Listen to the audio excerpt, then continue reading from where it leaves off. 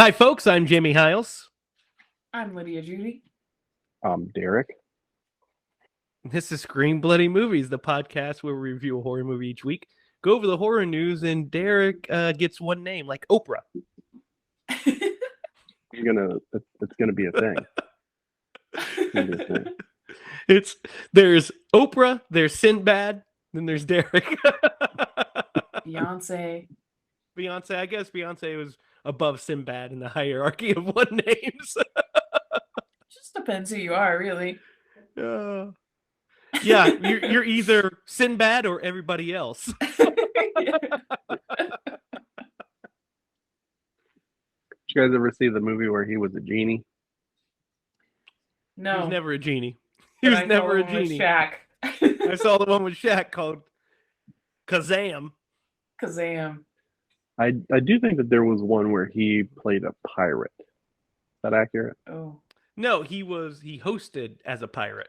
Because his name is Sinbad, so he was hosting a bunch of the Ray Harryhausen Sinbad movies. Either way, the one was a reference to the Mandela effect. But yes, yeah. Yes, yeah. I was worried for a second that you were going to say you actually did watch that one.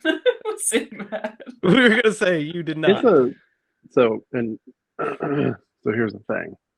There are some things that I do recall that fall into that category. The Sinbad one, just a smidge, there's an image in my mind, and I'm sure it came from something that wasn't that, but it was what I just said, probably. Probably it was. But there are know some. What you mean, though, yeah. There are some. One day we'll do a podcast episode just on that, and Jamie will be like, "You guys are crazy." Well, I'll just correct you the whole time. It's like there has to be a reasonable explanation for most of those things. Yeah, there is. Our memories are faulty. Yeah. No, you know what the capital of Djibouti is? No. Djibouti. Our mind's like a steel trap. The capital of Djibouti is Djibouti. Got a mind like a steel trap. Oh my god. Interesting. You guys never saw that commercial? Nope. The old man? Missed that one. All right, well, I'm going to plug that one right here. I missed that one. Missed the Djibouti one. I did, however, watch tonight's movie, though I didn't need to because I've seen it 470 million times. But I watched it 470 million in one, and it was just as great. So it was very enjoyable. But before we start talking about Sam Raimi and classic films that he's in, flawless pictures of moving film, we will talk about the horror news.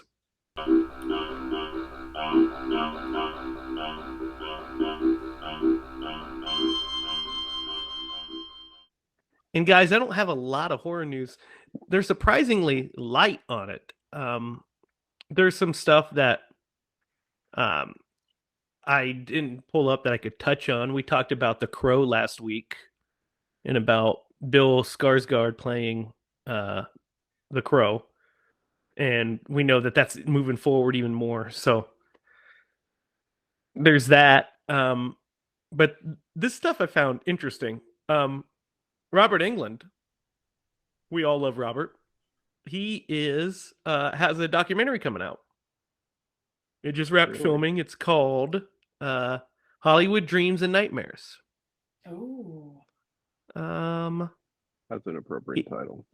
Gary Smart spent 2 years assembling interviews for the documentary, talking to Lance Hendrickson, Eli Roth, Tony Todd, Bill Moseley, Lynn Shay, Heather Langenkamp, his wife Nancy Booth, and of course Robert himself. Let's see. I don't think it has a release date yet because it just wrapped. So I would be down for that. Robert deserves a documentary about him, right? Oh yeah, for sure. Oh yeah. I love documentaries, especially horror documentaries. Yeah, definitely. I love the best one. My favorite one is the Friday the 13th Crystal Lake Memories one, because it's like 5 hours of just Friday the 13th information. It's glorious. So everything you've ever wanted to know about those movies is in there. The Nightmare on Elm Street one's really good too. The Never Sleep Again. It's a good one. Mm-hmm. It's a good one. Do they have one about the Evil Dead? Oh, there's tons of mini documentaries, you know. Like they have a full-length documentary on the Army of Darkness disc about Army of Darkness. And they have tons of little making ofs for Evil Dead 2. From clear back in the 90s, the one that I remember the most, early 2000s, was The Gore the Merrier. And then there's the Kane Hodder has his documentary, which is really great as well. Oh yeah.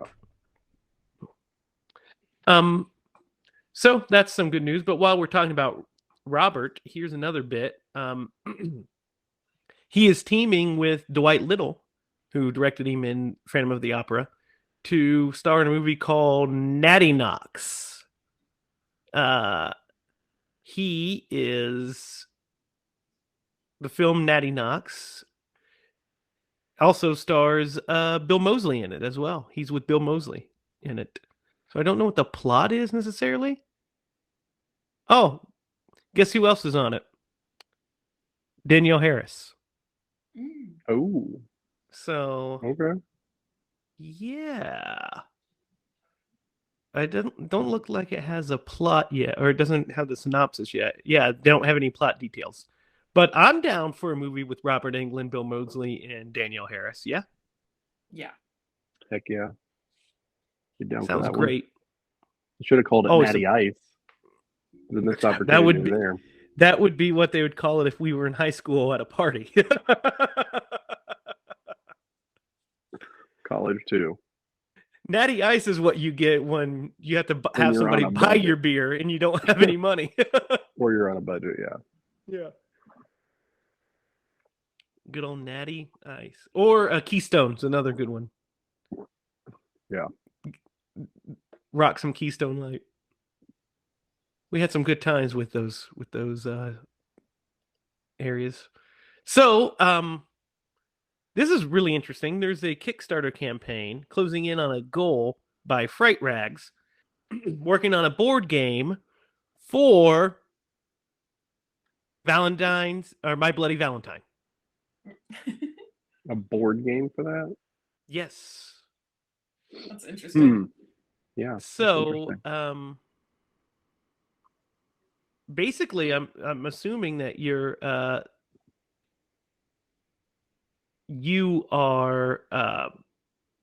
to escape the miner, and one of you is the miner inside the mine. So that should be fun, right? That sounds cool. Yeah, it's intriguing. I would like definitely to see, more about what it entails, but it's at least intriguing. We used to have, when I was a kid, I wish I still had it, or I wish I could find it. When we were kids, we had this Freddy board game. What? Yeah, and like you had to go to different rooms, and we never really played it correctly. I always just played with Freddy because Freddy had to move. You had to move Freddy around, and you guys had to avoid him. That was the goal. But I would like to play that because that would be pretty cool. That sounds awesome. It also had a VHS tape with it, if I remember right. So like it was one of those VHS board games. You guys remember those? Nope. No. You guys don't remember VHS board games? Oh man, I had a couple. I had that one. I had a Star Wars one with Darth Vader. And so basically at certain points you'd have to hit play on the movie or whatever, and you'd have to do whatever it was doing. It was kind of a way to sync it up. Interesting. That's a relic of bygone era, the VHS board game, obviously. That is pretty crazy. And then last but not least in the horror news, we have to hit this because it's an ongoing saga for us. It's a story we've been following since its inception, and it's another Rob Zombie Monsters update. Oh my gosh, is this movie out yet? Come on. You guys, we got some new pictures. Rob's sharing That's some all pics we with ever us. get is some new pictures. But this I'm one's ready for different. this movie to be out. This one is different because it is in color. Oh. Right? All right. Hey, Derek, when you look at all this, what do you see? right. I love the color. When I look at that, what do I see? Are they in DC color or black and white? Black and Oh, white. you're terrible. We're only 10 minutes into this thing, and you're already pulling them out. What do you guys I don't think? know if I can handle it. What do you guys I think? love It looks this. good, I I love the think. color. Yeah, it looks beautiful. And Looks like Right, they're in the- a haunted house. Yeah, the lighting is beautiful, I think. The makeup Those looks stained great. Stained glass windows with the bats. Yeah, I yeah. don't know, man. It looks Coffin. like I don't know. I'll reserve judgment until I see it. I don't know. I'm less pessimistic. Yeah, I think it looks fun. Like, Yeah, spooky fun, right? yeah. It's kind of matches the color that I have behind me right It now. does. It does. Is this a TV So are series you or up- it's a movie? It's the movie. Yeah, it's a movie. Okay. Okay. I still don't know about it. I don't What know. about you, Lydia? I thought it looked pretty good. Pretty cool. Are you more optimistic about this as we get they more could be updates? throwing us off still. They could be That's throwing us true. off. That's true. In like the second scene, Herman could fucking rape somebody because that's the Rob Zombie way. Well, I mean like with the color, right? Oh, like yeah, that it yeah. could still end up in black and white maybe. They're not going to I don't release know this if we movie know. in black and white, guys. It's a big budget movie. They want to make as much money as they can. So See, it's going to that's be one that you buy color. the DVD and you back it up, and then you convert it yourself. Right. You could do that. Yeah, you can. Yeah. I mean, they did release You know, a. Go ahead. Go ahead. I was going to say they did release a black and white version of Justice League on Blu-ray Yeah. and on HBO Max, actually. What were you going to say, Lydia? I just keep thinking about like the Addams Family and how much I love the Addams Family and like the cartoons that they Mhm. came out with. And I mean, I don't think that, what do I want to say here? The animation just bothers me a little bit. I It's think they're all terrible. Is kind that of, the like, word you're looking ugly. for? It's bad and Yeah, ugly. well, they're- Yeah. I don't want to like say anything too harshly because of the animators. Well, yeah, but I just really yeah. hate the design You don't of, like it. of Yeah. some of the characters, and Of the newest? Well, it is. They, Yeah, they are. yeah, they yeah. are It is weird. unappealing looking. They are unappealing looking. they Especially are, Gomez. and it's like not in a good Yeah, way. Gomez especially. Gomez I like- especially. I like unappealing things, but not those things. Like, they're just odd. I mean, like, Yeah. I don't like Fester. I don't like. I mean, Morticia is just like a weird, like, she's kind of Like- spidery, like, Yeah. and Morticia's Can I ask not you guys like a that in question anything else. after this? Huh? What's up? What is it? Do you guys remember watching the Beetlejuice cartoon? Mhm. Yeah. I loved that cartoon. Am I the Yeah, it's only a really one? good one. It's a really good one. I liked it a lot. That and I the was- Ghostbusters cartoon was. Well, yeah, real Ghostbusters and TMNT, Teenage Mutant Ninja Turtles, were another level, man. It's where it's at. That's my I know, childhood. See some of the stuff that's on TV now that Clark watches, and I'm like, Yeah. I mean, we were also watching Freddy at Clark's age, so. you're not completely wrong in that. So, point taken. Yeah. So I'm excited for it because I'm hoping that this movie does what Barry Sonnenfeld's Addams Family movies did for the Addams Family. Because those 90s that's- Addams Family that's movies what I are was kind of- fantastic.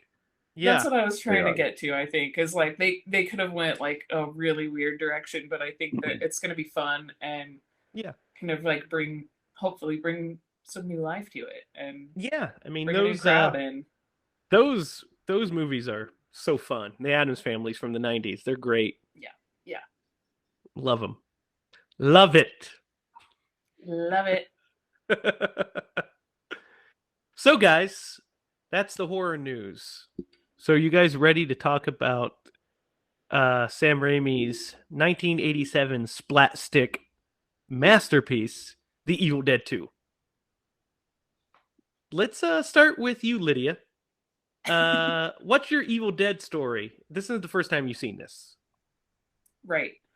Um, and I've said this on previous episodes, but I saw the first Evil Dead, probably like middle school, high school area.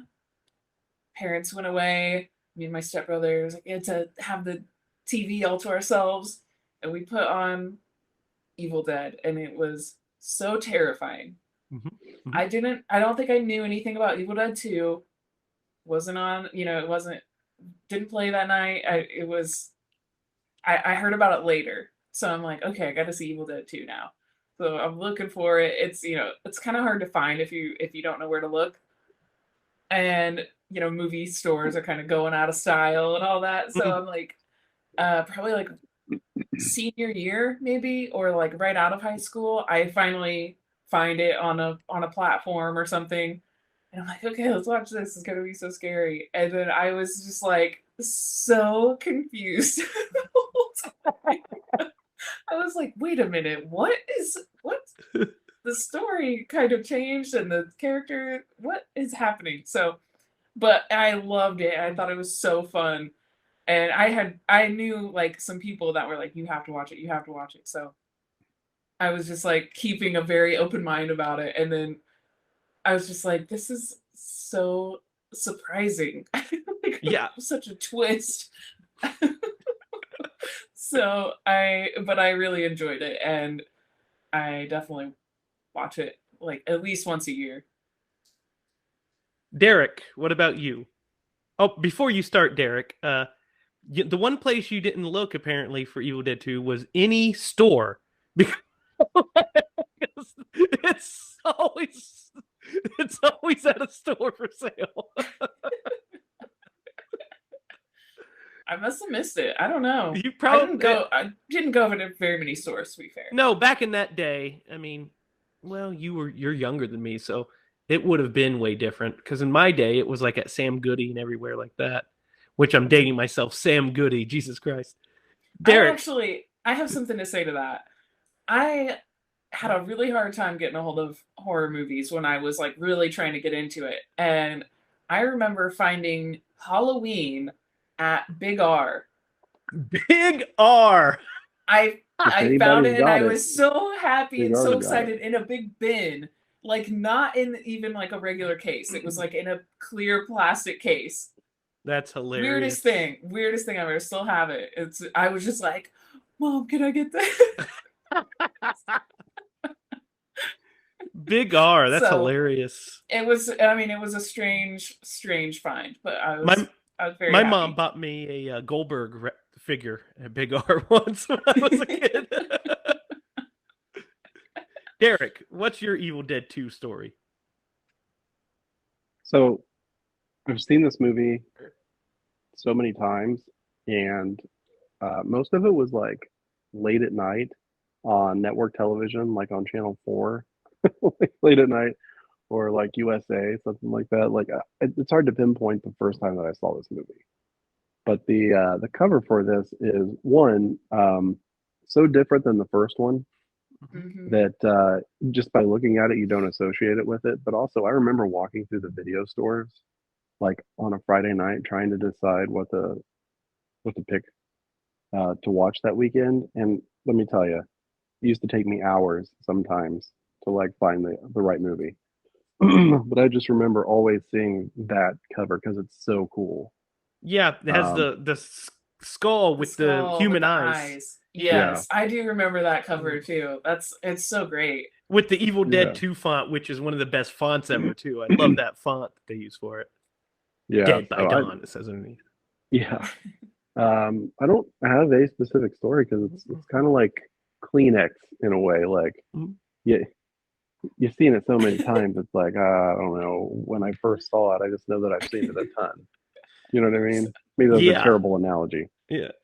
I don't know. You've seen That's a great Kleenexes a lot. analogy. I don't Well, remember the like, first time I used a Kleenex. Yeah, it's it's a like very the generic It's a it's term just is a great why I generic use term. it Yeah. because perfect it's analogy, everywhere. Derek.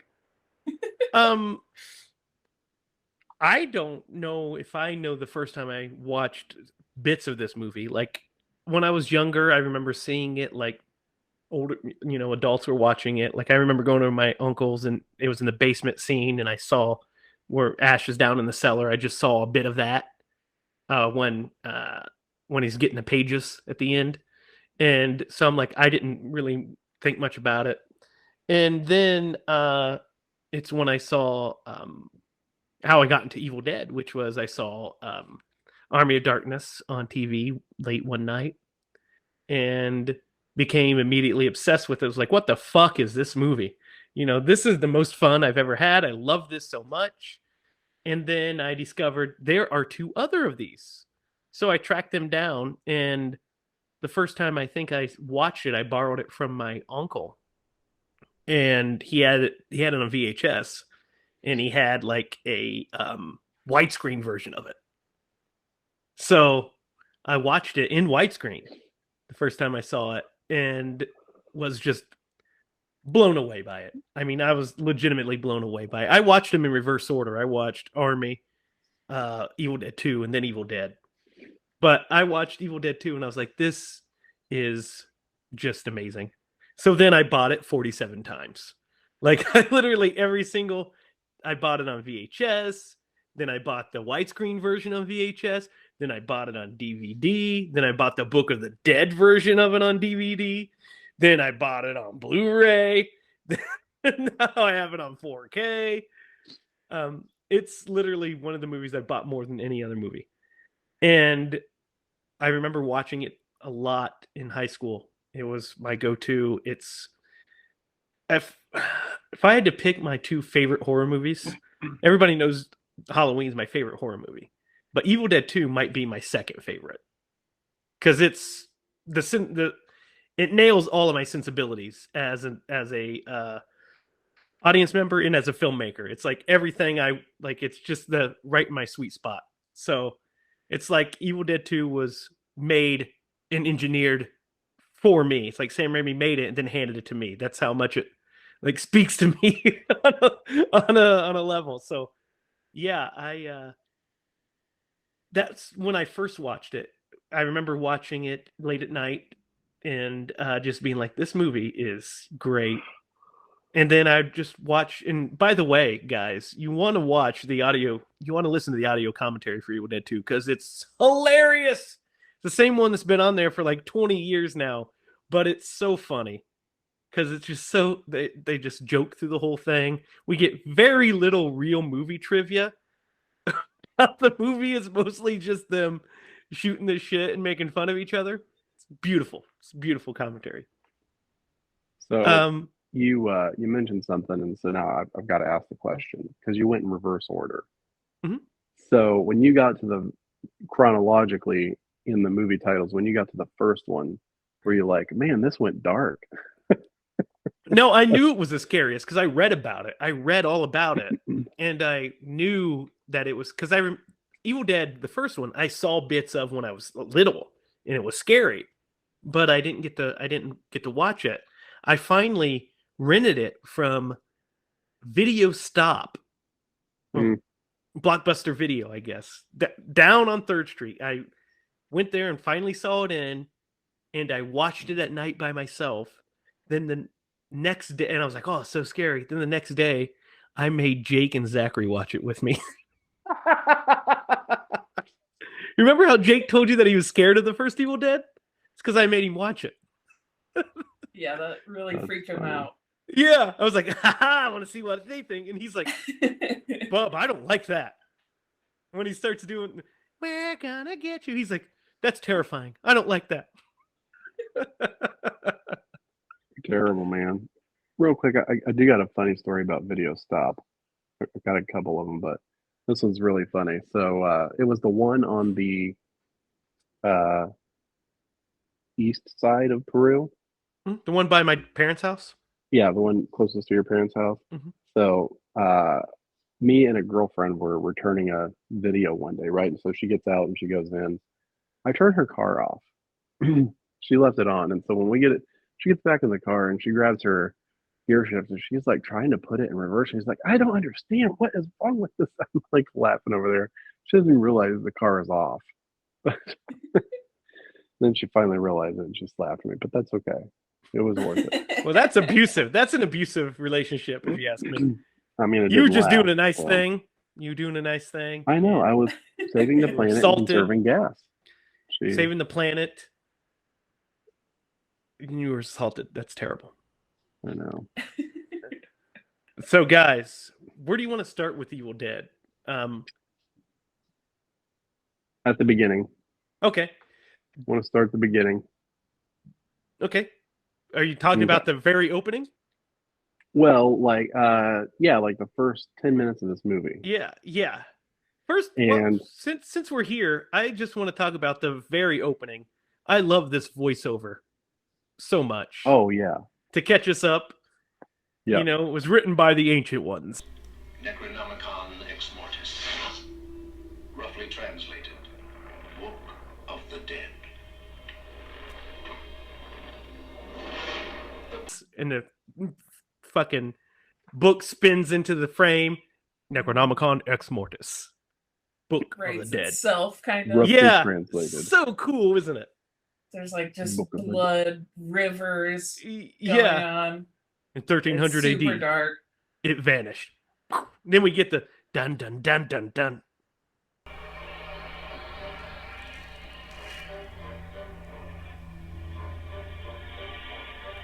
Dun dun dun dun. The music, and we go through the tunnel.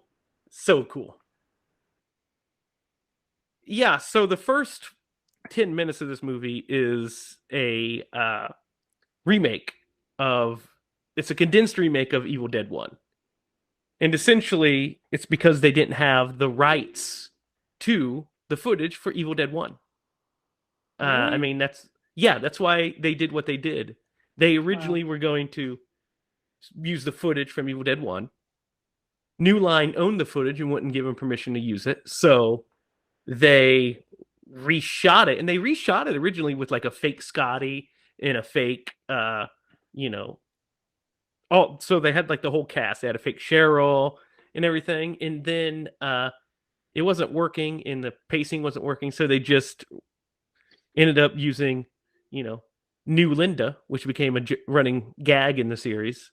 So New Linda and, said, well, Ash and Linda just went here. And we'll say that this is kind of the events that happened. Just, there we go.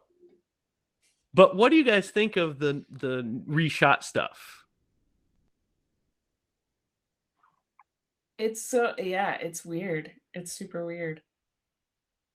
It's just weird going from the first one to the reshot stuff, I guess. It's just such a strange, thing that happened. It's a very innovative way to just do it, though. Just streamline it and say, hey, so this stuff kind of happened, but we're not going to say previously on Evil Dead. We're just going to, if you had never seen Evil Dead 1, this is just the first time that this stuff's happened. Yeah.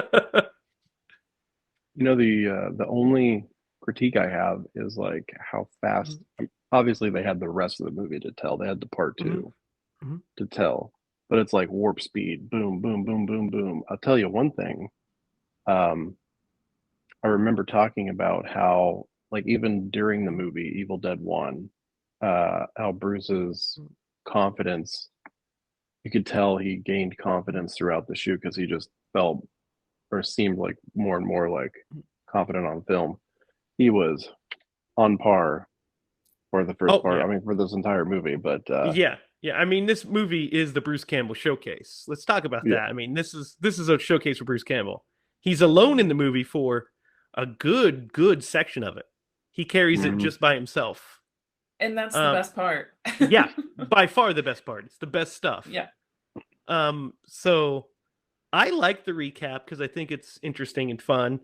I like the recap of the decap, the recap, her getting her head chopped off. And then it is fast paced, but that's kind of I kind of like that. So we get that out, and it moves. This movie never stops. Yeah, it is a There fast is no movie. fat on Evil Dead 2. There's no scene that you can lose. It's no fat. Every scene that's in this movie needs to be there to make the next scene work. And just so that way it can keep going on this roller coaster ride. Mm-hmm. And yeah, beautiful. So guys, while we're here, I might as well talk about the new Linda, right? She's fine. She's very good. But Linda in this movie is amazing. The things that happen with Linda. Yeah. When he has the dream, like he tries to escape, first of all. And I love when he sees the bridge is out and that beautiful shot where he's standing on the bridge and we see the sun go down behind him. Yes. And he's like, oh shit. Because he turns into Evil Ash, of course. Turns into Evil Ash for a split second. The sun comes out and it drains from him. And then he flies through the windshield and all that gnarly stuff that happens. But when Linda comes back, it's glorious. What do you guys think? Yeah. Well, her body decomposed at a rapid rate. But it's the evil. Yeah, I love how the like little dance sequence that she does. So, this movie really pivoted hard from like trying to scare the bejesus out of you to like horror comedy. Mhm. And it really plays well with the story that they told, the gore that they used. So I, really enjoyed that transition. When she's doing the dance, the best bit is when she spins and her head stays in place. Mhm. Yes. So fucking great. I like how it like rolls up to her. Yeah. And she uses it like a hat. Yeah, I really like that. How they just filmed that, It's a mix between like regular size props and like a miniature. Yep, and then stop motion model. Yeah. I love her. I love her like outfit at the beginning. Like she's just wearing like this like skinny jersey. Like she has like the tiniest waist I've ever seen. Yeah.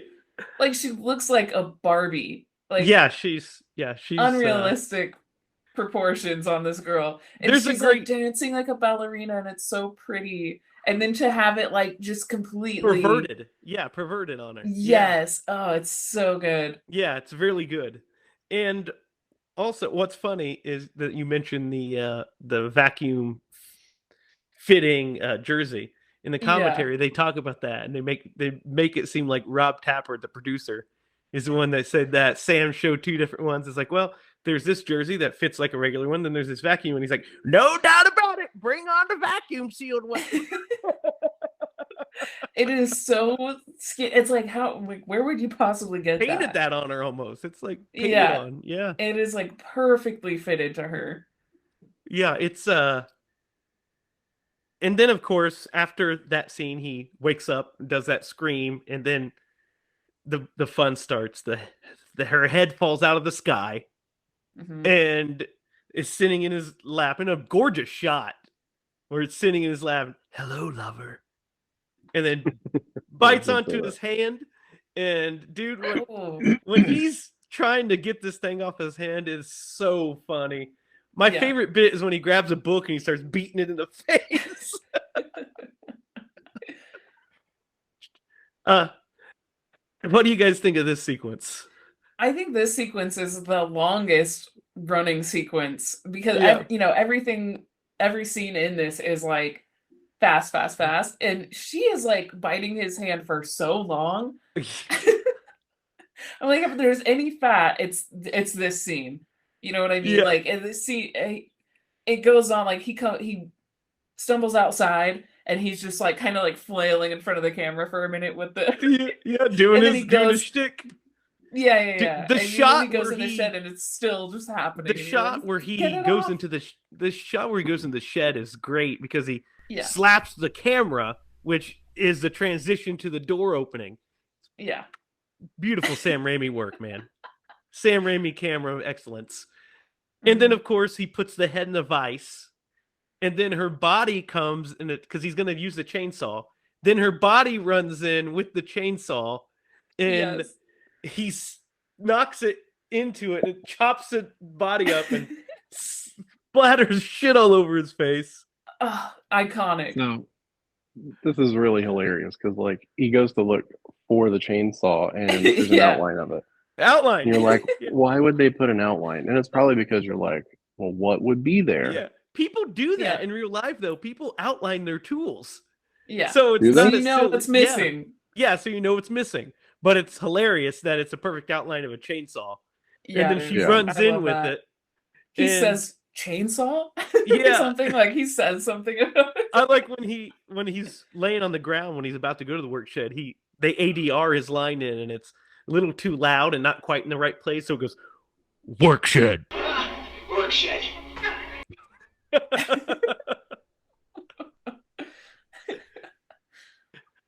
But yeah, then he of course the puppet of the the puppet comes in and it's so funny to see and it's so like they were talking about when they were making the movie and Greg Nicotero is one of the makeup artists on this. It was a K&B effects movie. Mhm. And they were talking about this scene. Sam had rewritten it or whatever and he's like, oh man, this is going to be scary as hell. Her body comes in and everything. And then he sees what they made and he's like, bring in the hell puppet. And the puppet comes in and he's like, what the hell is this? That's when he realized what movie Sam was making. He's like, oh, I get it. It's the Mhm. Three Stooges meets horror. That's Yeah. what we're doing Yeah. here. It's Splatstick. But yeah, I love that when he goes to saw her head off, when he goes to saw her head, we cut to the outline, his shadow, Silhouette. Mhm. and we see it, and then it hits the light bulb and turns the whole room Yeah. red. It's fucking Yeah. gorgeous. I like the Gorgeous. detail that you can see like the head splitting in Yeah. the shadow. Yeah. Like, it's so gross. And you can also see Bruce's perfect chin in the shadow. Fucking Dudley Yes. Do-Right chin. Right, of course. Yeah, me Oh. and Jake were just talking about like how amazing it is that he was cast in Yeah. in these movies. He has like the hero face, right? Oh, he does, dude. Like, Bruce is super handsome in this movie. yeah. Yeah, like super handsome. One thing that came to mind when I was watching this was, and you really get an appreciation for it if you watch the next movie and then you continue on through the series. Like in its own slapstick way, this is kind of a hero is born. Oh yeah, this is the the hero's origin journey right story. here. Yeah, Yeah. this movie is the origin story. Absolutely. Like Yeah, that's why I Evil kept Dead's thinking. kind of the prequel to the hero story, and then Evil Dead 2 is the origin story. Yeah, absolutely. It's so fun, like as a person that just comes into it not knowing much about it, watching these movies and they're all just like, wait, what? yeah. What is this franchise about? Like, what is happening? Just keeps going through these major changes. And I think It's that's one of incredible. the things that really keeps the life in the story is that it's Mhm. not the same thing told. Over and So- over. Yeah. Little side tangent. I watched the third Conjuring movie. First time I'd seen it. Oh, did you? Yeah. Yeah, and they did We'll discuss it. Yeah. yeah, but they did the opposite of what these stories do because like Mhm. each one is different in its own way to the point where it's just like you keep adding on to the story Yeah. to Expand it. build Yeah. this world. Yeah, Yeah. Mhm. it's pretty awesome to see. Yeah, especially the way it ends up unfolding. We might as well talk about the other characters that are in this movie real fast because there's a couple Wait, other wait, wait. characters. There are other characters. Yeah, characters that don't matter. They're there to add to the body count. But except Real for quick, Annie, she's important. she Annie is Nobi is important. important.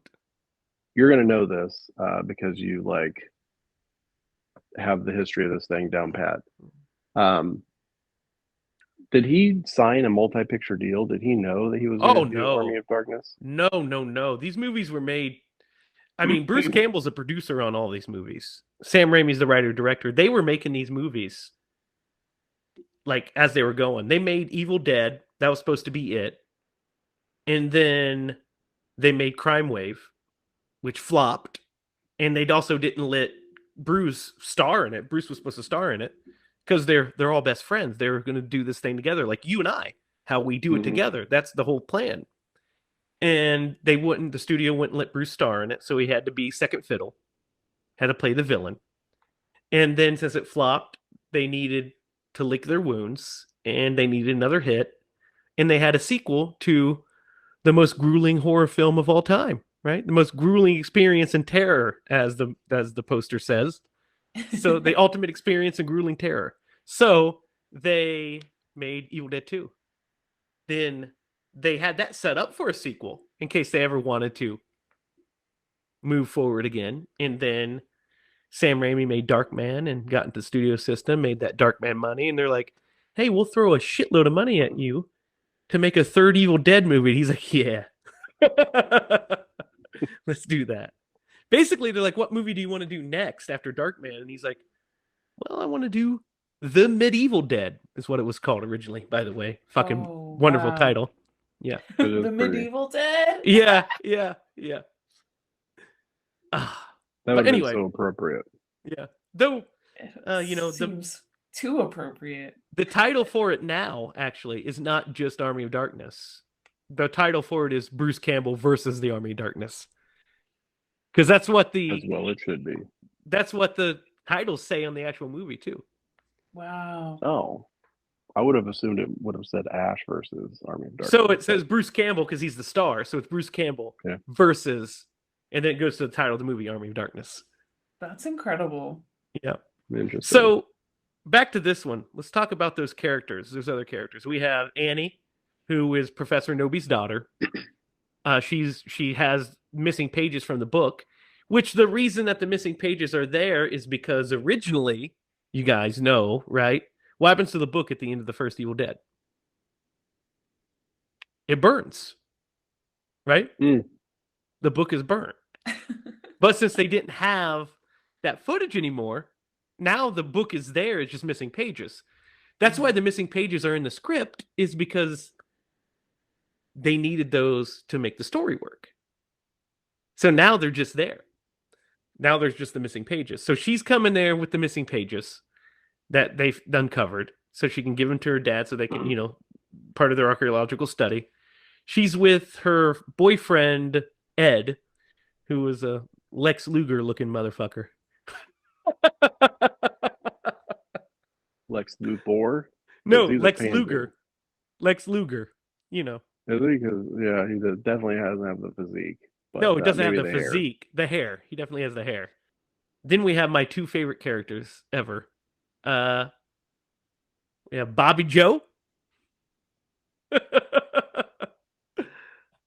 And Jake, the hillbilly, which Jake probably loved that his name was Jake. And so, let's just get it out of the way. They're on their way to the cabin, and they end up crossing paths, and they pay Jake and Bobby Joe to get them to the cabin. Mm-hmm. And then while that's going on, we get all the fun Bruce Campbell stuff, which the next new scene is Bruce's hand coming to life. Guys, what do you have to say about Bruce's hand attacking him and beating the shit out of him with plates and him flipping himself over? What better scene is there in this movie? In any movie. The best scene in any movie. It's the most entertaining thing to watch. It's so fun. And it's easy from like this perspective of having been able to see all the content that's come out for this universe that they built. Like Little did they know that that would be like one of his signature features about him, as he is missing his hand, because like they play on it for literally the rest Yeah, of his entire storyline throughout all the content. And you know, it all started with it coming to life and beating the shit out of him. dude, It's it beating the hilarious. shit, him beating the shit out of himself is so funny. One of the best But scenes ever. when he gets rid of the hand and it's like running and Oh he's trying to God, shoot it, it's yeah, like that's my favorite thing ever dude, when that it's hand so flips good. him off. The hand flips him off is one of the funniest things. I I laugh love every time. It never fails to make me laugh. I love the line reading of "You bastards, give me back my hand, Yeah, give me yeah. back my hand." Yeah, so great, dude. When he the part that always makes me laugh so hard is when his hand is crawling, and he sees the thing and it makes that noise, squeak noise, and starts pulling him along. And that knife gag looks fantastic. Yeah. It all looks Yeah, fantastic, yeah, honestly. yeah. I mean, And you would never think how they actually filmed that. yeah, Like by looking at it, you would probably never think like that they had a big hole in the floor right there. yeah. Well, for the hand, what's cool Yeah. for the hand that gets stabbed is jelly filled. They had it put in a fridge filled with jelly, so that way when he stabs it, it gushes out. Oh, so good. Beautiful. So yeah, him chasing the hand is one of the funniest scenes ever. Mhm. And not only when it flips him off, but when it hits the mouse trap, gets stuck in the mouse trap, and he laughs at it. When he's listening for it. Yeah, and his ear perks. Yes. Love it. What the hell? Like And he's like, "I got you, didn't I, you little sucker?" And then the blood flood flies out at him. Yes. Oh. Dude, And it there's a great changes colors when it yeah, comes back. which So the, cool. the color change, by the way, just a little FY behind the scenes. The reason that there's different colored blood in this movie is because they were trying to avoid an X rating. So they were like, if we make the blood different colors, maybe they won't hit us with an X rating. Nope, still did. So they were like, well, it's being released unrated. We're not cutting anything. The colors are the best part. Oh yeah. Wouldn't have it any other way. There's a great bit about the blood flood as well. Like when they're about to shoot it in Bruce's book, he states that when he's basically how they shot it is he's leaned up, he's laying down on a thing, right? And he's Mhm. leaned up, and the camera's rigged this way, so it looks like he's standing still. And they're gonna dump a giant tub of blood on him. And he's like, "Okay, Bruce, so we're gonna dump this blood on you, and if you start to drown or anything, I want you to flail your arms and let us know." And he says, "But what am I supposed to do when the blood hits me? Aren't I supposed to flail my arms anyway?" Good point. Rolling. We'll figure it out. We'll What figure am it I out. supposed to just stand here then? It's so great. Yeah, the blood flood's amazing. And then we get that great scene where he starts to go insane Yes. and Iconic. everything starts laughing at him. This scene's awesome, right? Yeah. Yeah. The light even laughs at him. That little like Does a Cindy Popeye light. laugh. Yeah. Yeah. I mean, okay, so maybe I take back what I said. This is probably the best scene. You're going to say that about 4 more times because it's just You're the way right. You're the right. movie It's all builds. good. It's just Yeah. all good. This scene is like that deer is legit scary. I think, Right? yeah, Oh, I yeah, think it this is. is probably the scariest scene. Yeah, because it's disturbing. It's very And- disturbing. He starts the scene laughing and ends it screaming. Yeah. It's a great performance, a great little performance. The Yeah. the intensity just getting, I mean, so Yeah. perfect. So then our Ash shoots a hole in the because that's a Sam Raimi thing, by the way. He always just refers to him as Bruce instead of Ash. He's like, well, now we have 2 Bruces. So he shoots a hole in the thing and shoots a Bobby Joe in the shoulder. and they throw him down in the cellar. This is where we start to see Jake. Dude, I love that Ash backs up so far, and Jake just kind of jumps into frame. Like Jake has to be like really super fast for Ash not to have seen him. But then they think that he, killed their parents or whatever. But guys, then we get Henrietta. Talk to me about Henrietta. What are you guys thinking? Henrietta is so scary. So fun. I think like the first time I saw it, I was like, oh my god, that is so scary. I don't want to look at it. Like, it's so freaky. And then like I found out that it's Ted Raimi. Yeah, Ted Raimi. I know. And now I'm like 1,000 times less scared and more just happy when I see Henrietta.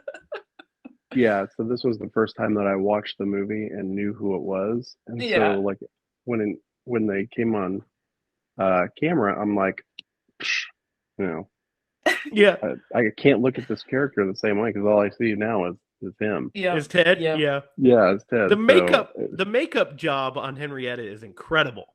It is. It's a full bodysuit. It's a great makeup design. And so scared. Who's in my cellar? That voice and everything. And it's so intense when Henrietta is approaching him and he's trying to get out and he's trying to unlock him. Then we get one of the best gags of all time, which is the flying eyeball into the mouth. Oh my gosh. There's something about that scene that is just like, I mean, it's so Raimi. Like, what do I want to say here? Like, it's just like the sound, like even just the sound. Yeah. The sound design in the shot of the eye is a Sam Raimi shot 100%. Yeah. The scream. Yeah. And because this is the scene where she reverts back to her mom to try to lure her in. This is my favorite scene of the movie because it leads from this, I believe, into Dead by Dawn. Yep. Dead by Dawn. Yep. And this was one of the most memorable scenes in the movie for me. Yeah, it's after the eyeball scene is the scene that you're talking about. Yeah, because they have a break in between where Bruce starts explaining to them like what's going on. There's an evil out there, and it's blah blah. And he's trying. It basically does his Shatner story. It's what I call it because that's what it is, like the Shatner, Captain Kirk speech. Mm-hmm. And then, then what you were talking about, Derek, the whole Henrietta down in the cellar. It is a great scene because it's actually scary and emotional too, because she's tricked. She starts to fall for it until Ash grabs her arm and tells her no bueno, And then that's when Evil Ed pops up and starts doing his floating bit. And, we are the ones that were and shall be again. Dead by Dawn. So scary. That makeup. Evil Ed is a masterpiece of a makeup design. Man, he has like what a style. 80 teeth. Yeah. Yeah, a bunch of rows of teeth coming in. Such a cool idea, right? Such a cool concept. Then when he eats her hair, he eats Bobby Joe's hair. Oh, yeah. I always love that he grabs Jake. How do they do that, by the way? It's a it's like a animatronic. Like okay, that makes sense. Like a dummy head that sucks the hair up. I noticed on this watch that he actually eats that hair he eats it. I was like, how on earth did they do that? Yeah, it's like a dummy thing. Yeah. Brilliant. One of my favorite bits of this scene is it's really gross. One of my favorite bits of the scene is how he grabs Jake by his face and throws him up and breaks the light bulb with his head. And it makes the loudest noise like that. It just light bulb hurt him up so bad. It's like, of all things, he just gets his head smashed. If he'd have thrown him a little harder, it would have impaled his head. But yeah. Oh my But it god. didn't really. It didn't actually look like it hurt him, but it sounded like it hurt him really bad. And then Ash comes in after she calls him a filthy coward with an axe Yeah, and because he chops. runs away, Yeah, goes and and he gets the axe. chops Evil Ed's head like right in half, and then chops him up. There's actually extra footage shot for this scene that was cut, where there was a whole other sequence where Evil Ed, after he gets his head chopped, he stands up and he fights Ash with half of a head. Oh. But it was That'd be cut. cool. Yeah, it'd have been cool. You actually see you can see it in the behind the scenes. They have an animatronic head like that with that makeup. But chops him up and blood runs down the screen just like in the original. And we get that great "We live still" line. God, the fucking sound design in this movie is fucking excellent too, by the way. You know what? We missed it already, but there was a really funny joke in this. And Yeah, that's we can go wherever. When they first get to the bridge to try to cross it, and it's bent like a giant hand, Yeah, yeah. which I don't know if we described that earlier or not, but like it looks like a claw just like came to block any traffic going across. That beautiful And, shot of Bruce standing on the bridge when it's standing in front of that miniature is gorgeous. Mm-hmm. So when they get to the bridge and it's all clawed up, and they're talking to Bobby Joe and what's his face, and she's like, "Oh, can you take us?" Because he tells them that there's another way. Mm-hmm. And she was like, like, "Oh, you got to pay me X number of dollars." Okay, I just need you to carry my little box, my little luggage. Yeah, you carry the Bags. luggage. He looks in and sees the little fucking pages, and he's like, "Sure." Yeah. Then the next scene that you see them is it, like going up the side of this giant hill, and he's carrying this giant thing of luggage. Here's a great bit while I'm thinking about it. When we first meet Annie and Ed, right, at the airport? If you look in the background, you'll see two orderlies go up and they're unhooking the doors, right? So they can bring the cargo down. The one on the left is Rob Tappert, producer Rob Tappert, and he couldn't get the thing to work, and it's in the shot forever. He can't get it down, and then they mercifully cut away from him. They destroy him on the audio commentary. It's so funny that he's just up there for like 2 minutes trying to unhook this damn thing in the background of the scene, and they keep that shot. That. It's beautiful. I've never noticed that. So this next bit. Oh, sorry. What was Derek talking about before you said that? He was talking about the claw in the hand, and then that's what I was gonna say. I just thought you would think it was interesting that Jake said that really scared him watching it as a kid. He remembers seeing the bridge. Yeah, the bridge. Yeah, and that really stood out to him. That he remembers that scaring him a lot. Yeah, which I was like, there's the bridge. It's funny what sticks with you. I mean, though. Yeah, he was a little kid. I mean, I was in high school when I was watching this, and so he would have been. We're 6 years apart, so he'd have been little. Yeah. Yeah, man. That's great. But this next bit with the where we see the freaking Annie's dad, Professor Noby, coming through our world with his like Wizard of Oz-ness pops in. Yeah. And tells them what they need to do to defeat the evil and save their lives or save his soul in their own lives. I love this scene because it's like an old radio show. Yeah, I can see that. Yeah, it's like pretty old-fashioned. Ghost story stuff. Mm-hmm. Kind of reminded me of Zordon. Yeah, Zordon got it from this movie. So of course, the most memorable part about this scene is Jake and Bobby Joe are holding hands, and then Bobby Joe says, baby, don't squeeze my hand so tight. And he says, I ain't got your hand, baby. And he looks down and she's holding Ash's severed hand. And then the lights go out. Yeah. And then we get a sequel to the wood scene in the first Evil Dead. But this one's just a more faster paced, intense version of it.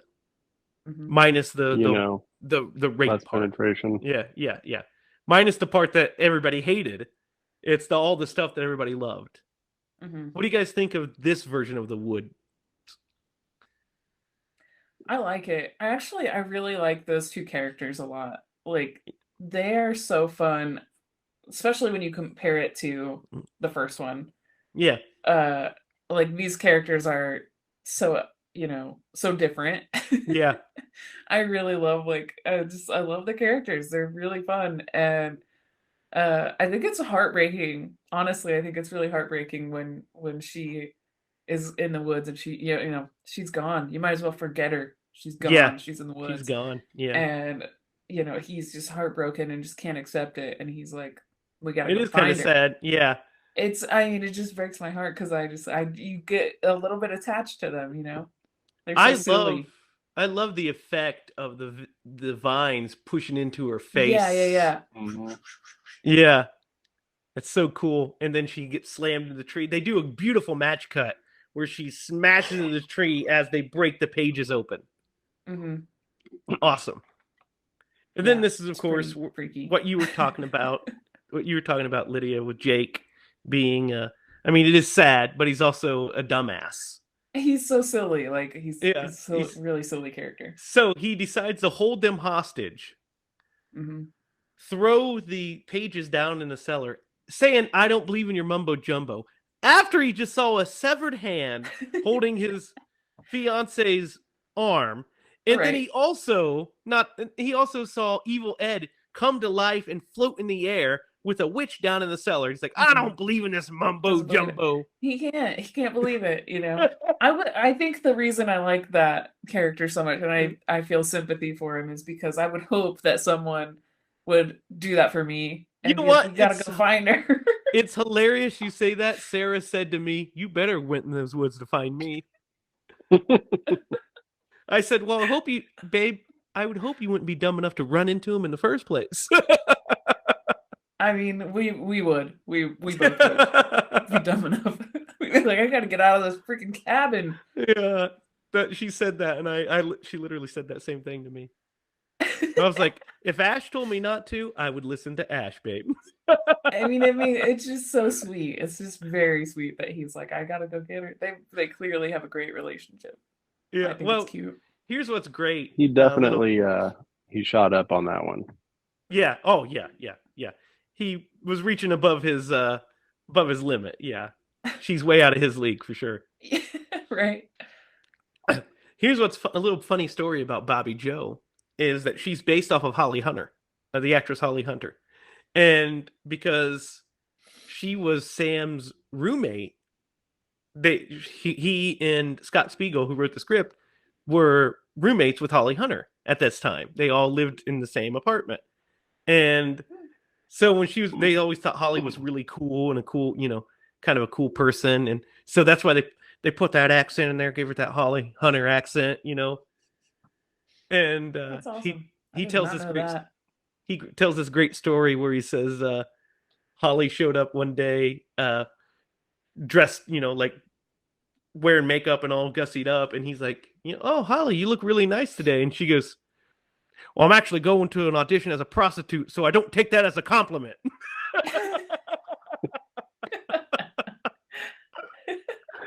Holly Hunter.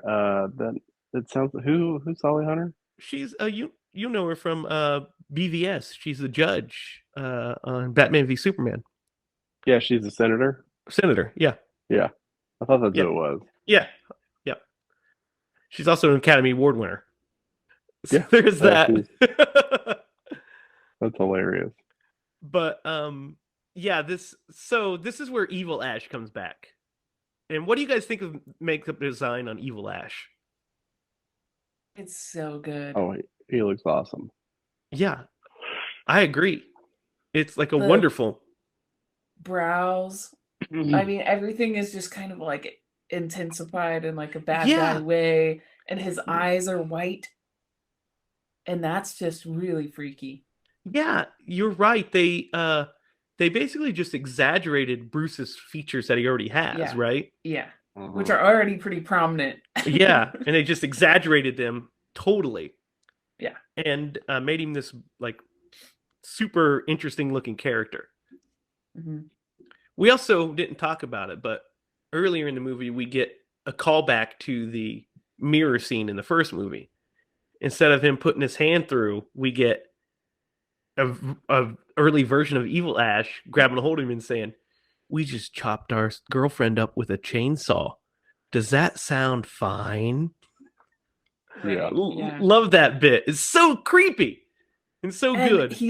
he strangles him, and Yeah. then it cuts back and he's strangling himself. So And good. I had a flashback because we just saw that exact thing kind of happen in The Conjuring, Yeah. where Yep. the nun is strangling her and it zooms out and she's strangling Strangling herself. herself. I guarantee I was you, like, James Wan got that from Evil Dead 2. Absolutely. Absolutely. 100%, right? Yeah. 100%. I mean, there's so many little things he puts in there. It's like, Oh, yeah. Yeah. we're on to you. Yeah, we're on to you. We know your tricks, Juan. You just make great movies all the goddamn time. I'm tired of it. Everybody's got to have a few stinkers now and then. How dare you, sir? Yeah, not that guy. The nerve. Yeah. So, when Evil Ash appears, I love when he throws Jake into the tree and his head breaks the tree open. Mhm. Beautiful. So I remember watching this for the first time, and I wasn't like afraid that Ash wasn't going to make it because I had watched Army of Darkness first. But I can imagine watching this without have seen an Army of Darkness and being like, "Oh, we just lost our hero. Now this woman must be the lead, right?" I mean, Mhm. kind of Like a bait and switch. it kind of is a bait and switch. Like it's almost like they're trying to make you think that that's the case, but then they pull the rug out from under you one more time. Mm-hmm. So it's actually pretty genius. It's a genius little story beat. And guys, Yeah. go ahead. Go ahead. No, you go ahead. Well, I was going to talk about the like his transition back into Ash. Mhm. Because like, although it is prompted by something that he gave to Linda, it was the necklace Mm-hmm. that apparently they made fun of on the last movie, Yeah. right? Yeah. That was like a kind of a gag. Yeah. But like, he's the only, and maybe it is a testament to his will, but he's the only one who beats them back, Yes. which is pretty awesome. Yeah. It's because he's the chosen one, you see. And Yeah. he Well, go ahead. and he, and like you said, he has this strong will. Ash is an idiot, but he knows how to take care of business against the evil dead. Well, and Well I said. like that you alluded to the like I just forgot how you Yeah, the phrased it. hero. When we see him when they're looking through the pages and we see the hero That's in exactly the what sky. that's exactly what Yeah, I we was see the trying to illustration of Ash with the jump to. boomstick and the chainsaw. Yeah. Well, because he makes a comment like I forget what the comment was. Feels like somebody walked over my grave. Yeah. Yeah. Gets a chill. I love yeah. that. Love that. So, guys, before we get into that bit, let's talk about this scene where Annie stabs Jake with the fucking Kandarian dagger. Because it is one of the funniest, fucking most brutal scenes in the history of film. Oh man, I really enjoyed that whole sequence. It was emotional a little bit. You're like, no, you feel bad for her because you're like, yeah, because she accidentally stabbed this guy. Yeah, now she has to live forever with that. Yeah, like, and the how best terrible. what's funny about it is, yeah, at the beginning you're like, oh no, and then it's intense because Ash is trying to get in. She keeps Mhm. slamming him in the door, which is pretty funny. But the Yeah. best part is when she's dragging him, and he's like, oh, oh, and she goes, shut up! Yells Yes, at the because she's fucking guy. freaking out. She just stabbed in the chest. She's totally freaking out, and I love it. I love that whole. It takes her so long to To drag drag him. him to the next room.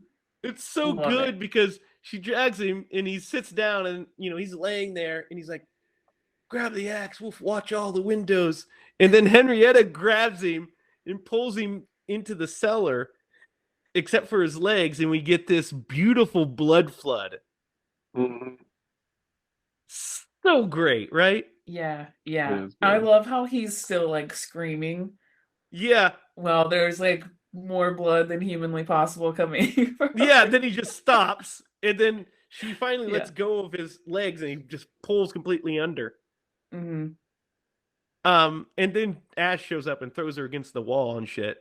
But that scene where where she's dragging him is so funny to me. Yeah, yeah. Because it's so good. torturous, because like you said, he drags her or she drags him from the back door, clear through all of this hallway, clear into the main room, into the cellar, Mhm. or Mhm. by the cellar, and then all for naught because he gets ripped apart anyway.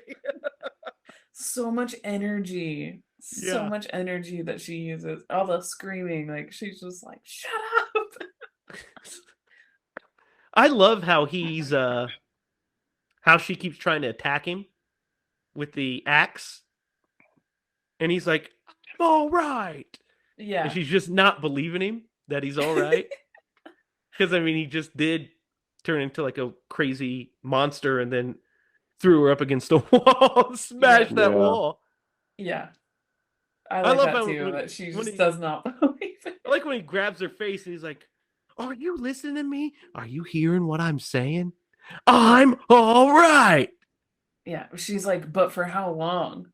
Yeah, and he You know, kind like of he could turn at any minute. And dude, that's really smart. this next bit is the best scene in the movie, in my opinion. My favorite scene. One of the most iconic scenes in any movie ever. But I love the cut from let's go down into the cellar and carve ourselves a witch. And we pan down and Henrietta's laughing. And then we go straight from that to the work shed opening up. And we get the montage of him building that great Sam Raimi cuts, fast cuts, of him building the chainsaw arm. Mhm. Mhm. Then, of course, the most iconic bit, he saws off that chainsaw, twirls it, and says,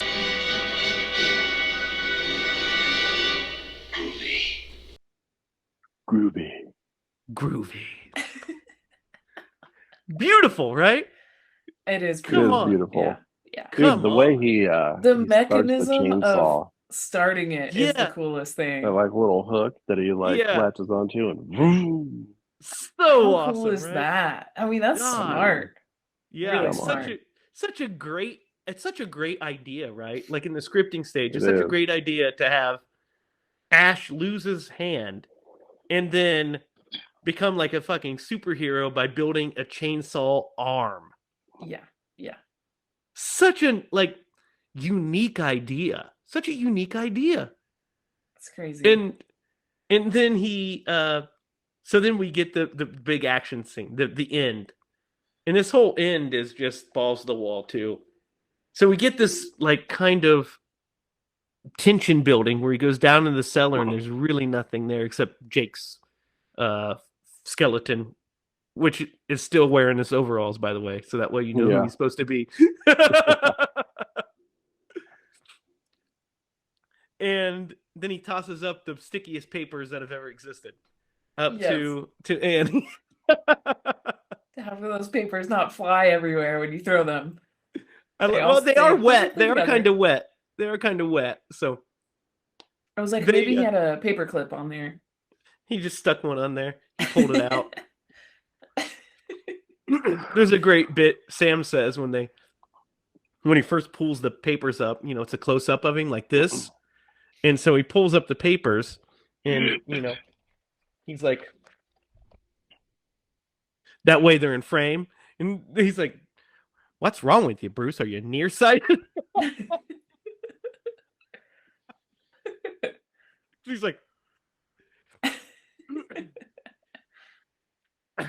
so this fight with Henrietta is cool, right? What do you guys think of the Henrietta fight? There's a I'm scene trying to where picture how it starts. she comes up out of the cellar and her calf like goes into frame and you see like those like round, Veins. yeah, and the boils and Oh yeah. and you're just like, ugh. Yeah, so But she's her walking up. Gross. She's her It's walking like up a makeup, bloated corpse. yeah, because remember she flies up and grabs Annie's hair and starts spinning around. And if you actually look in the shot, you could see the ass end of the costume is ripped Yeah. up at the top. Yeah. And also, when Ash whistles at her to get her attention and she turns and looks, you can see a stream of sweat pouring out of Ted Raimi's ear Ew. from the costume. Like he sweated so much that at the end of the day, he would take off his boots or his little feet and just drain them of sweat and fill up cups of sweat. That's so disgusting. Yeah, I hate great that. stuff. Love it. You have to suffer for your art. Ooh. I remember this is it's a funny story and it's disgusting all at the same time and I feel bad. But like I was a wrestler in high school and I was trying to cut weight once. And so I think I wore a trash bag or like a sweatsuit and I went running for a couple miles and I got home and my shirt was just drenched. And my poor sister was laying on the floor. I took my shirt off and I wrung it out on her back. Derek. do that? It was so gross. That is Derek. disgusting. I know. We don't condone that behavior. It was terrible, okay? I'm really glad It I'm was not your terrible. sister. Yeah, it was not a good. You know what? I shouldn't have done that. I admit that. That was a bad choice. It sounds harmless but disgusting. Yeah, absolutely. Yeah, for sure. So Has she forgiven you? Yeah, has she? Yeah, I think so. I Good. don't even know if she remembers it, but Now she does. Now she will. Now she does. yeah. It's gonna hit her like just all of a sudden. It's gonna flashbacks of it. Be like, oh my god. What? It took her all those years of therapy to Yeah, to remember forget it. that. And now she's like, I remember the way it tasted.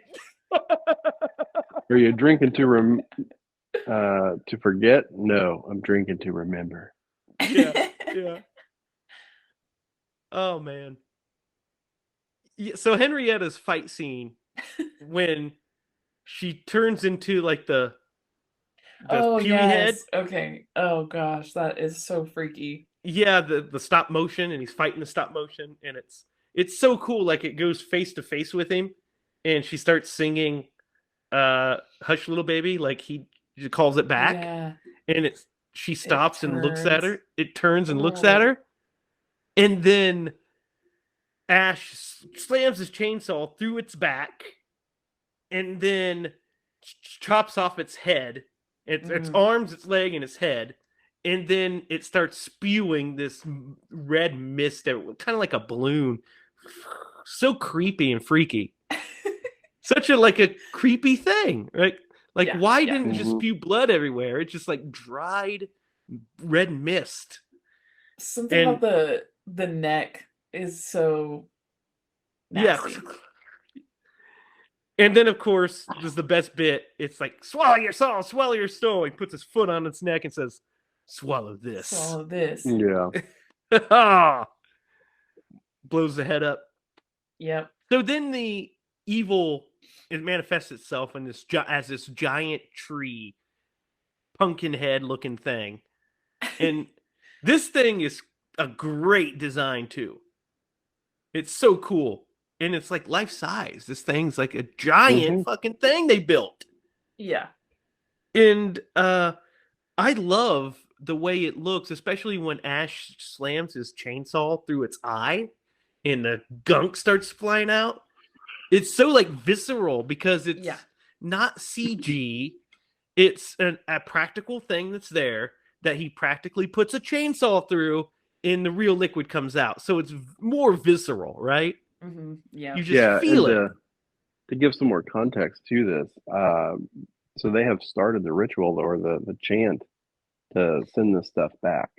Mm-hmm. And so it's in a defense mode trying to stop them from doing it. And so when it comes through the door initially, he looks at it and he gets his gray streak. Yeah, It the gray turns his streak. hair white, yeah. And the plant dies behind him as well. Yes, at the Yeah. same time that plant Yeah. crumbles a little bit. I like that scene too. Yeah, it's really great. And then she gets stabbed in the back by Ash's fucking hand that just won't leave. And it looks like it's, no bueno. And she finishes the chant. As she's dying, she says the last word. And well, it thought it won because it made a comment. And it starts celebrating, and the souls of its victims pop out, and then there's like a Bruce one there, and it's all celebrating. And then she says the last with word her dying breath. With her dying breath, and sucks it out, and it's dead. So Bruce, goes over to see her, says, "You did a good job, kid." And then the vortex starts sucking everything out. And there's that great bit where he crawls over to the bar and grabs it, and he turns, horizontal. And then he catches on the door, and he's like, "For God's sakes, how do you stop it?" Flies in. I love this. Him falling through the wormhole is so cool. They have such cool little interesting visuals. And there's that bit where he's like, yeah, that's crazy, because we didn't talk about this, but at the beginning when he turns into Evil Ash, the first time he lands in that puddle, he's spinning on something, obviously. They called it flat. They called it the Game Boy, which is they hooked Bruce up to this machine, and it was like a crane arm, and it was controlled by Sam Raimi to do with what he wanted. So he just did whatever he wanted. Some random stuff. Yeah, it's so silly. But it's Speaking of and that then scene, you get this, and it's totally way better than that. Yeah. So speaking of that scene, there's a great shot when Ash wakes up from the puddle. Well, first of all, there's the shot when he's in the puddle and he raises up and we see evil Ash. Yes. And then he transforms back Shocking. and we see his eye go from milky to his regular. And it's like smoke or something. Yeah. That is milk. The coolest. It's milk. Milk and cream injected into it. And then they reverse the film so it comes out. It looks so good, though. How great is that? Just ingenuity, man.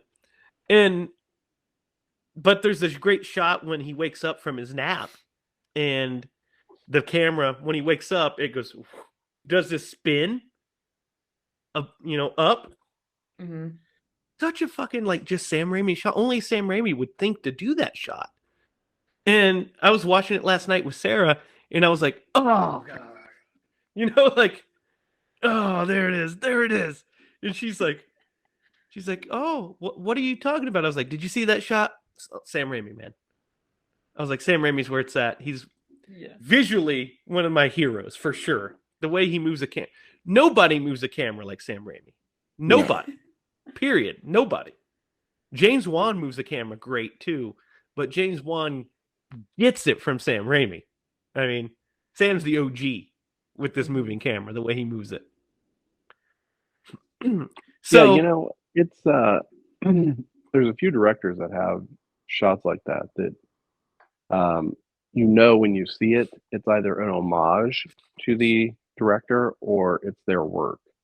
And Sam Raimi's got a ton of those, and you can just think through some of the movies that he's made, and you're like, oh yeah, he's that's his signature. It's those very quick snap-in zooms It's a Sam Raimi signature. The quick cuts, the spinning camera, those are Sam Raimi staples. The following shot, those are just Sam Raimi shots.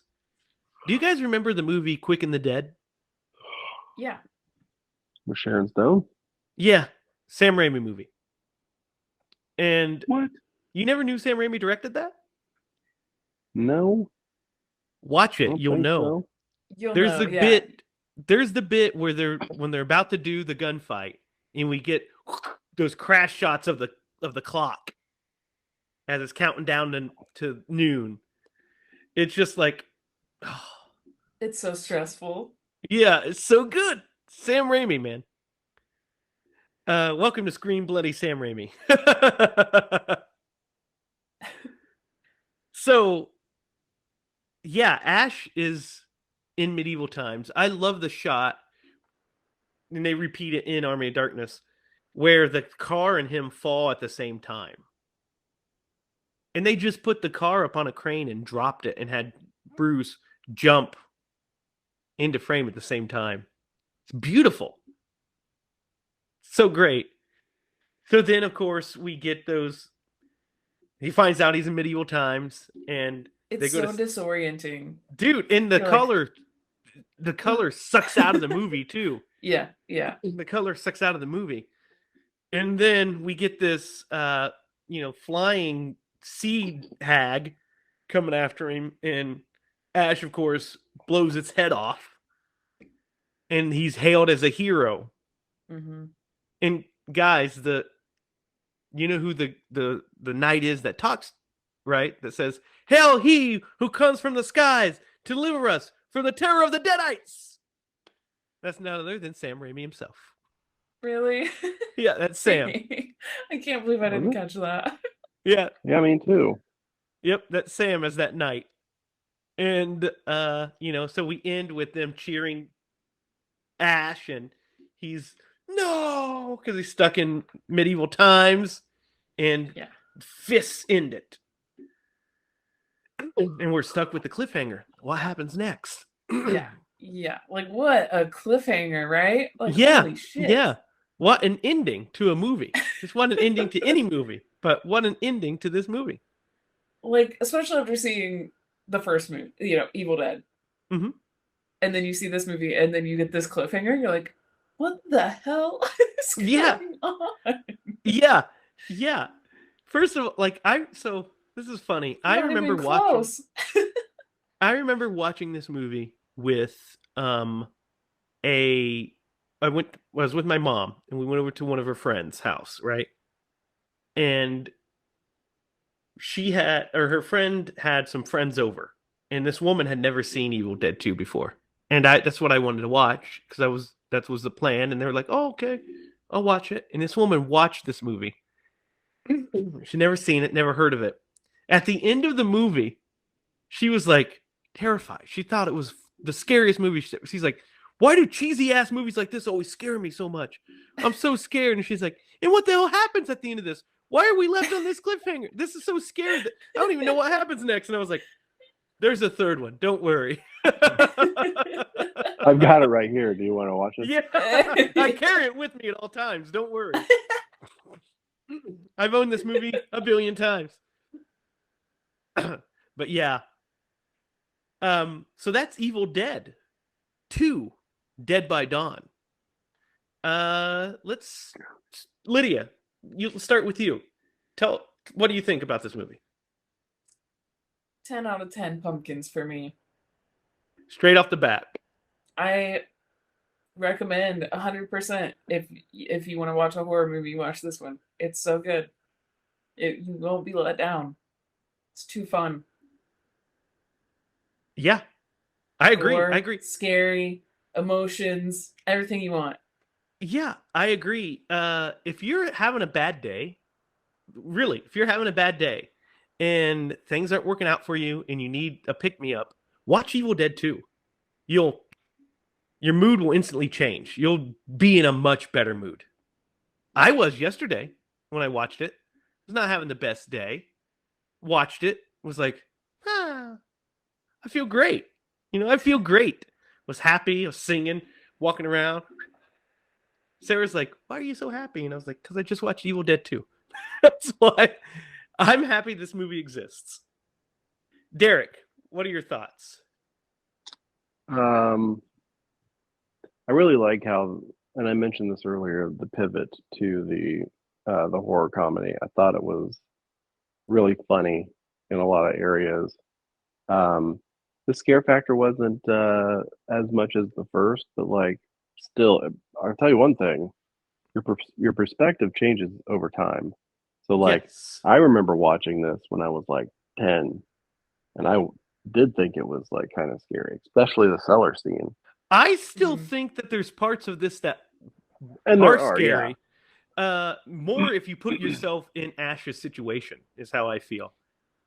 Because Yeah. there's some like claustrophobic scenes in Oh, for between, sure. like when he's after he kills Linda and he's leading up to all of that, and he's sitting in the chair, all of that stuff would just be terrifying that you're trapped And in when this he's fucking in the cabin. walls, when he's Yeah. running through Yeah. like the walls scene, Oh, that we was didn't pretty even cool. mention that, guys. We Yeah, didn't we mention didn't. that great. We'll get back to your rating, Derek, but we've got to mention that great chase scene, that beautiful oneer, where it chases him through the whole house in Yeah. one unbroken shot.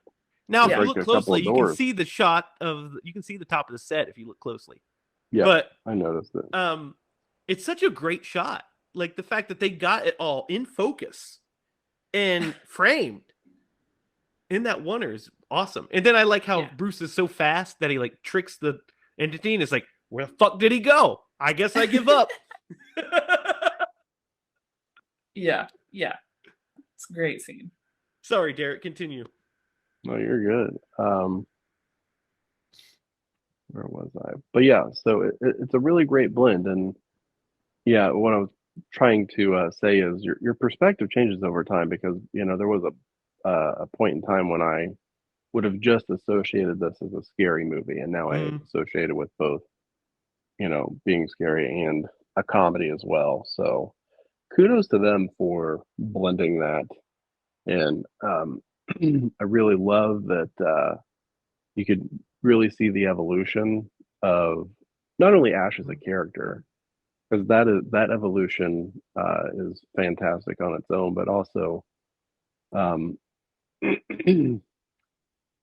Bruce as an actor and how he, you know, from the first movie, even throughout the first movie, but then specifically in the next movie, like he's just a much better actor Yeah. um, in it, and so it's really great to see, them grow the character and him grow as a person.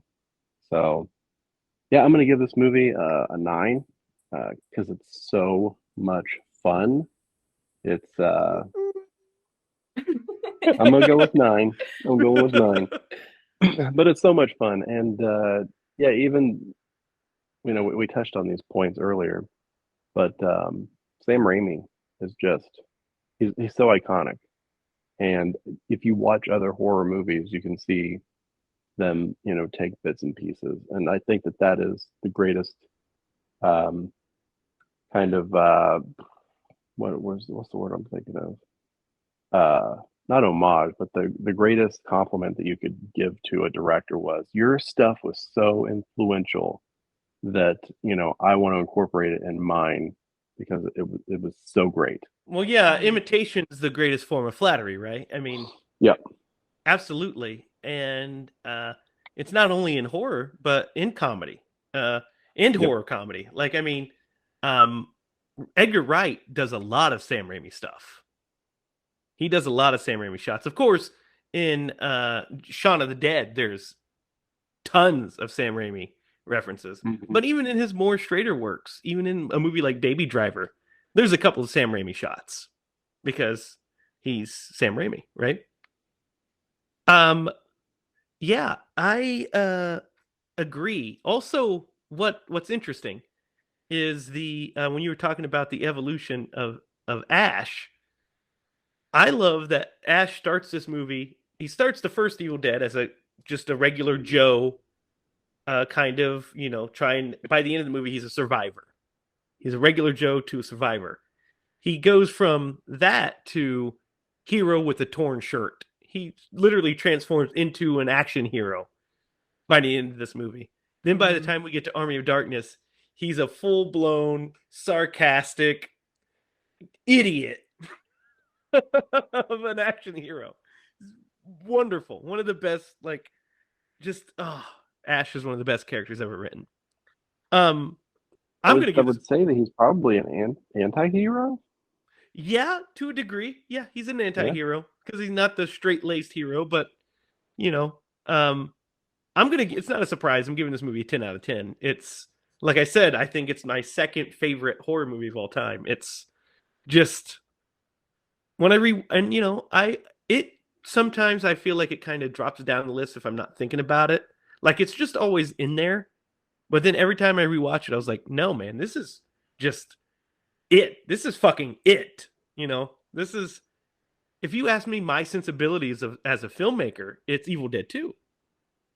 I mean, there's some, this latest project is very Friday the 13th influenced, and what have you. But there's always Sam Raimi in everything I do. I feel like there's always that humor, and there's always, I try to throw a Sam Raimi shot into anything we do because it's just, that's filmmaking language to me. Just like the Spielberg shot, that's filmmaking language. It's how movies are supposed to be made.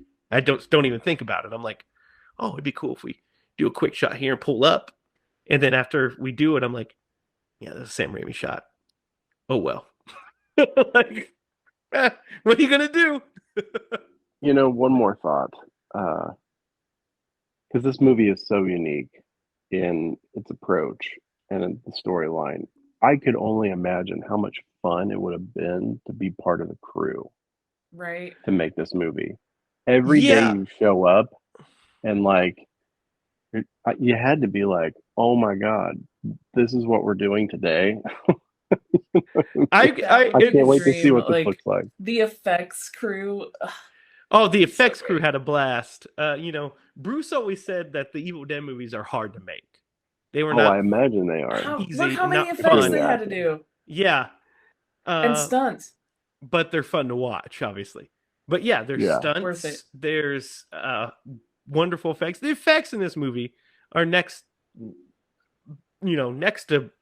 excellent. There's multiple effects in every scene. Yeah. It's insane. They had to build a giant head.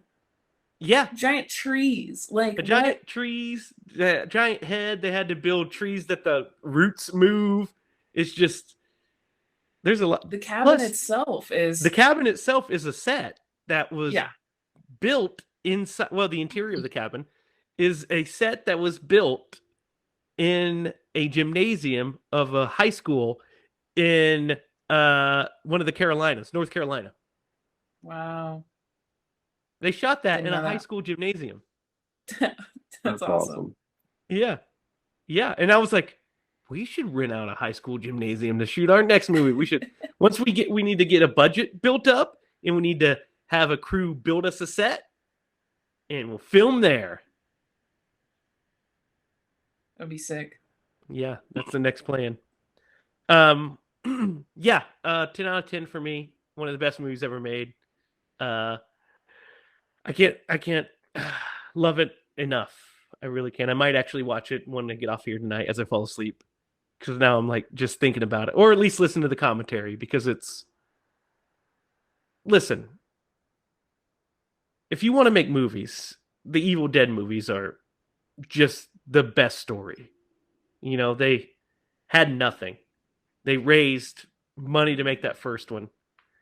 And then, built that little movie into a franchise that has lasted for over 40 years. That's just incredible. So. Well, I mean, and it spanned the gamut of entertainment. Yeah. Because you've got the movies, you got the TV shows. I'm pretty sure there were comic books at one point, there are right? Tons of comic books. And there's also video games. So, to quote Yogurt, merchandising. Exactly. They turned that little movie into an expansive media empire. That's awesome. Yeah, That's launched awesome. careers from these And movies. they retain the rights to this movie. Like they retain the rights to these characters. This is their franchise. That's just the dream, you know? Love it. Yep. Love it. So, whose turn is it to pick this week? Lydia's. Oh no. Oh no! Ooh, guys, I did not prepare. Let me think. How about the Babadook? Oh, okay. Yeah, talk about a 180.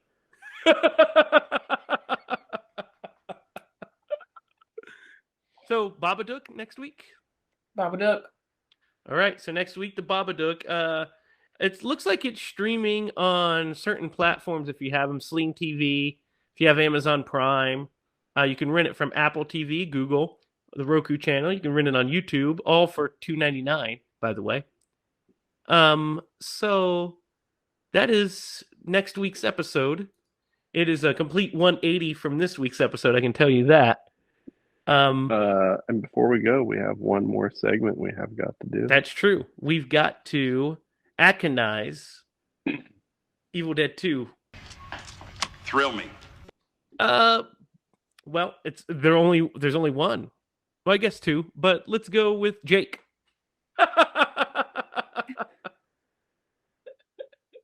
All right, Jake it is. Or Henrietta. Just kidding. Yeah, because I mean he's too cool to be. Well, Jake is the one guy, hillbilly. right? The hillbilly. Yeah. Man, I just think he's too cool for Jake. He might be, but I think he'd bring Jake up too many levels. Then she's not good enough for him. He could be one of the medieval knights. He could be one of the knights, that's for sure. Yeah. Yeah, because I don't know Not if he Sam should be Raimi one. Ed.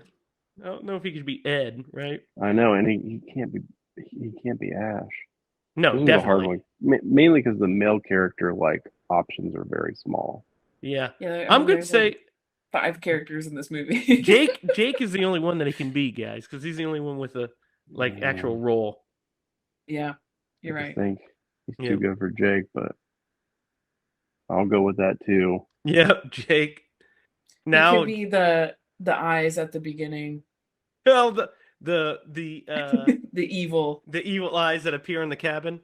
Yeah. Join us. Love it. He could have been her dad. Yeah, that's true. He could be Floating Professor ghost, Nobi. yeah. Ooh, he's Professor Nobi. That's a good choice. There we go. Okay, that's There you better. go. Yeah, that's much better. I mean, he would have been too young at that Good job, point, but Derek. doesn't matter. Good Yeah. job. Good job. forgot Way about to him. figure it out. Professor Nobi. Plus, we'd get his He's in voiceover one and scene. stuff too. Yeah. We'd get his His voiceover voiceover would be.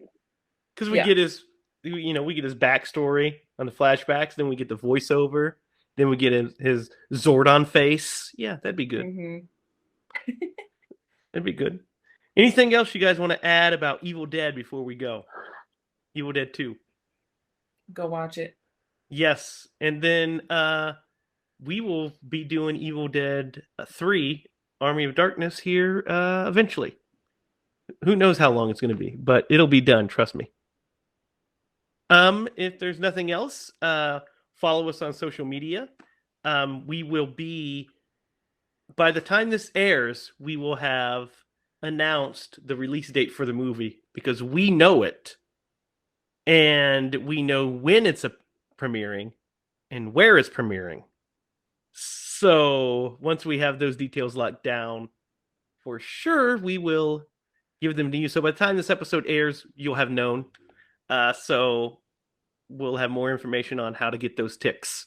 Be sure to like, share, subscribe. Follow us on social media. You can follow Lydia at Lydia Spooky. You can follow Derek at Sleepyhead. No, you can follow Derek at D-Dog Lee Master. You can follow me at Racket. You can follow us online at HiLa Productions, where we have show notes and we have all of the previous movies uploaded into one space so you can watch them. Anything else that I'm forgetting, guys?